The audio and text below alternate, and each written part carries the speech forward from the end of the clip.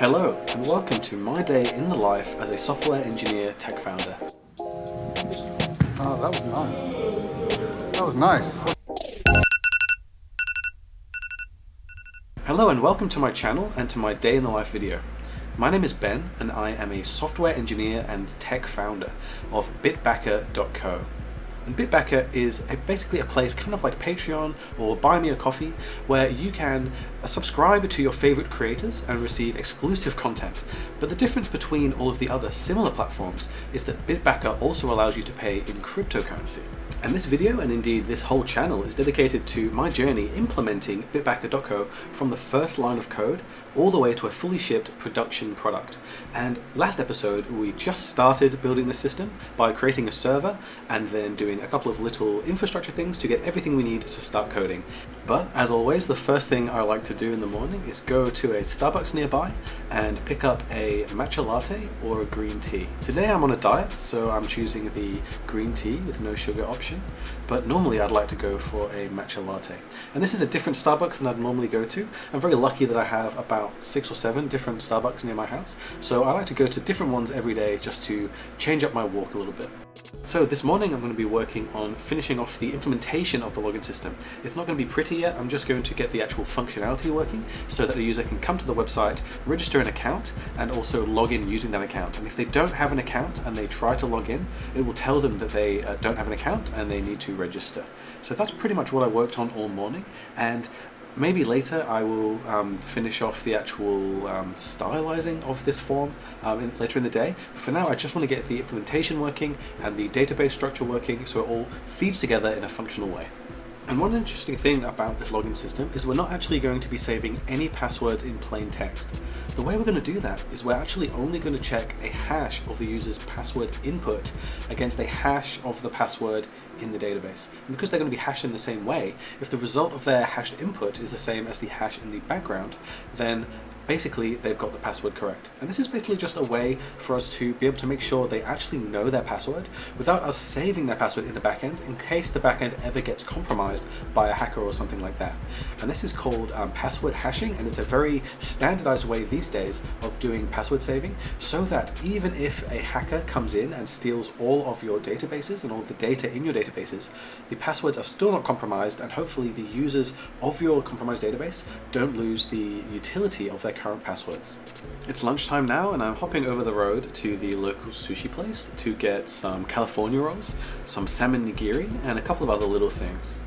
This place is way too tempting for me. I always go here almost every day actually to get sushi, and so I need to figure out a way to block it out of my memory and out of my vision so that I don't go there too often. But today is not going to be that day. Today we're going to get some sushi and have that for lunch. I'd like to get a few more things done on the login system before the end of the day. One of the things is a full testing run through of registering an account, creating an account, all the stuff on the back end that we need for that, and then actually logging in through the website as well.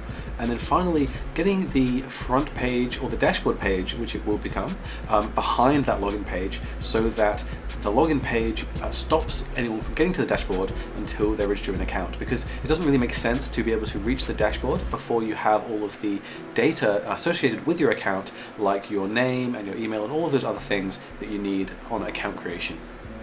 So that's what I did next. I set it up so that basically the logical flow of the program is if you go to the dashboard, there's a little PHP script which says, are you logged in? And if you're not logged in, it redirects you to the login page. And if you are logged in, it doesn't redirect you, it allows you to see the dashboard.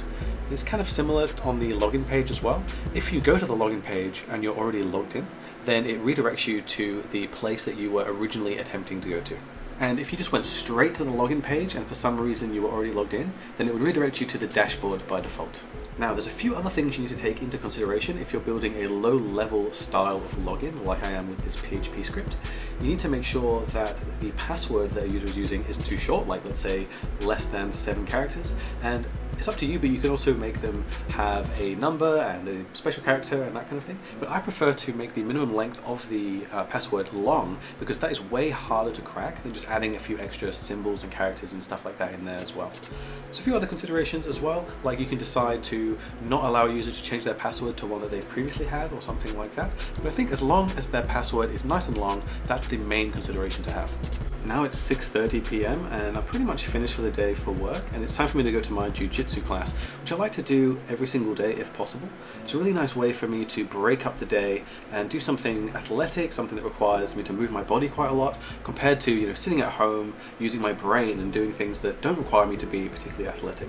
And I want to have a bit of a talk to you about the channel and about what I want to do with this channel and how I kind of want to mold it into something interesting for me and also for you, and build this interesting technology around the YouTube channel as well. So any comments that you have about how I'm building this technology or what you would like to see in a piece of technology like this, I'd be really interested in hearing, because at the end of the day, I really want to build a crowdsourcing influencer platform that is as useful to people as possible and has all the features that people really want to have. So any input that you have, I really appreciate you giving it to me, and I think it's going to make the platform and the channel much better. This is your daily reminder, particularly if you're a software engineer or someone who sits down a lot at your job, that you should give jiu-jitsu a try and join a class and see if you like it. I personally didn't expect to love jiu-jitsu as much as I did when I started my first class. I just wanted to try something new and something completely different to my work, something that kept me athletic and kept me in shape, and jiu-jitsu really has done that, but it's also done so much more for me. I think that it's made me a better engineer because I have more clarity and focus throughout the day, and I'm also looking forward to something at the end of the day which is completely different to my software engineering passion. And so it means that I've got two separate passions that complement each other and can be completely different and keep both things exciting. And today's class was mainly focused on takedowns, which is something I really need to work on. I feel like as a blue belt now, I don't really have any excuses to not be good at takedowns, so it's something I've been working on in private classes as well with Courtney, my coach, and I feel like I've made a little bit of progress. But jiu-jitsu is notoriously not that good at teaching takedowns. It's more of a ground grappling style, but it still shows a few little different things, and I feel like I'm getting a nice little grasp of some of the basic takedowns that I need to know. One thing I'm trying to do now as I progress through the colored belts is really slow down with some of the newer members of the team and try to figure out how to improve some of my B game instead of just going for like the regular submissions that I'm used to doing. And I found that's really improving my game a lot, getting into positions that are uncomfortable or less dominant positions, letting my opponent mount me or take my back or something like that, and then fighting my way out of those positions or finding interesting new moves that I can attack my opponent from while still being in like an inferior position. And I'm having a lot of success with that, particularly working from my back, which is like a classic jiu-jitsu position, and working on some of the more exotic moves that I'm not used to attacking from, and also solidifying some of my A game as well if it comes up in rolling. But at the end of the day, the only way to get better is to keep going, and I've been going about 5 days a week. I'd really like to up that to 7 days a week and maybe even incorporate some strength training in there as well. So maybe in the next video, you'll see me at the gym pumping some iron. I still need to figure out a good routine for that. But that's something I'm looking forward to, and it's nice to be able to like try different things athletically and see what my body is capable. Because now I'm kind of coming up to the end of my prime years. I'm 30 years old, and so I really would like to make the most of this time and get into the best shape I can possible, while I'm also doing all of this like programming work and trying to build a successful business at the same time. And that's one of the things I really didn't do when I was younger. I didn't understand the idea of moderation between different parts of my life. I spent a lot of time working, probably like 12 to 16 hours a day sometimes on some of my earlier startups, and that led to success in terms of my startup company, but it meant that I was kind of taking away from the rest of my life. I wasn't going out and doing interesting things. I had bad sleep, I had bad diet, my health wasn't so good. And now as I grow older and I realize all of these things are just as important, I'm able to compartmentalize different parts of my day, and I'm finding a lot more fulfillment in being able to do all these different things rather than focusing my efforts purely on one part of my life. And that wraps up episode 2 of A Day in the Life. I think it's time for me now to walk home and get some well-deserved rest.